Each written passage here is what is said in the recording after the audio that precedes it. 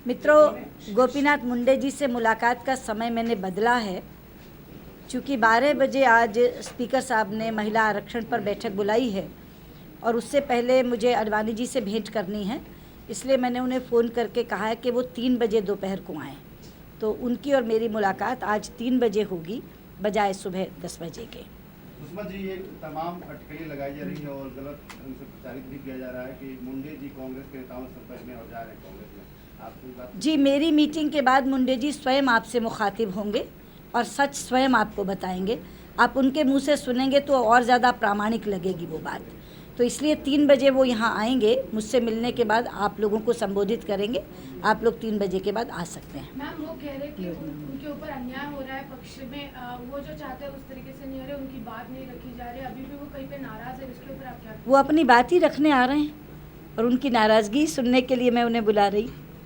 तो 3 बजे हमारी मुलाकात होगी, वो अपनी पूरी बात रखेंगे। उसके बाद जैसे मैंने कहा कि वो स्वयं आपको संबोधित करेंगे, तो फिर जो भी प्रचार हो रहा है उसका जवाब आपको मिल जाएगा और उन्हीं के मुंह से मिल जाएगा। आपको लगता है उनकी नाराजगी अभी भी बरकरार है? जैसा आपने कहा कि उनकी नाराजगी सुनने के लिए मैं बुला रही हूँ, अडवाणी जी से मिल चुके हैं, गडकरी जी की यहाँ मीटिंग हो चुकी है, उसके बाद भी नाराजगी बरकरार है? उसके बाद वो मुझे मिलने आ रहे हैं। अब मुझे नहीं मालूम है कि वो नाराज़गी कहेंगे या उनका जो समाधान हो गया वो कहेंगे। बिना उनसे मिले मैं अपने मन में कोई धारणा नहीं बना सकती। उन्होंने इच्छा जाहिर की कि वो मुझसे मिलना चाहते हैं, वो मेरे उपनेता हैं, तो निश्चित तौर पर मुझे मिलना, इसलिए मैंने समय दिया।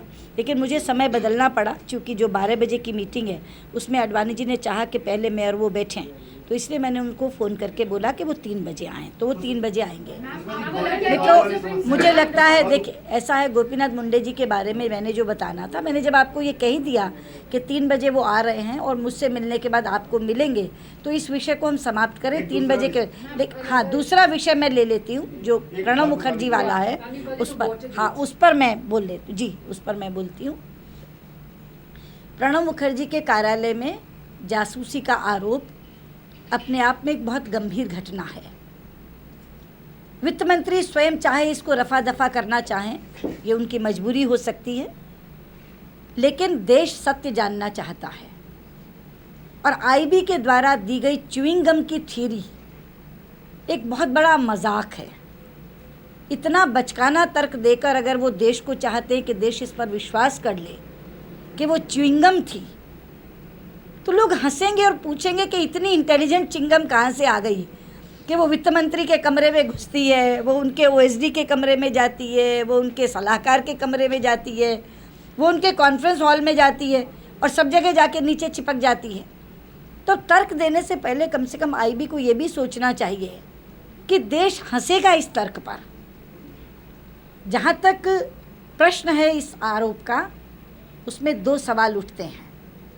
पहला ये कि क्या ये जासूसी सरकार स्वयं करवा रही थी अपने वित्त मंत्री के खिलाफ, या कोई कॉरपोरेट हाउस करवा रहा था।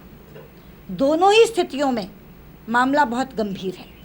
अगर सरकार करवा रही थी तो ये सरकार के मंत्रियों के बीच में बढ़ते हुए अविश्वास का एक ज्वलंत उदाहरण है।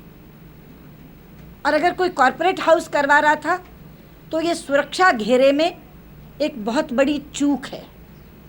दोनों ही तरह से इसकी जांच होना बहुत ज़रूरी है।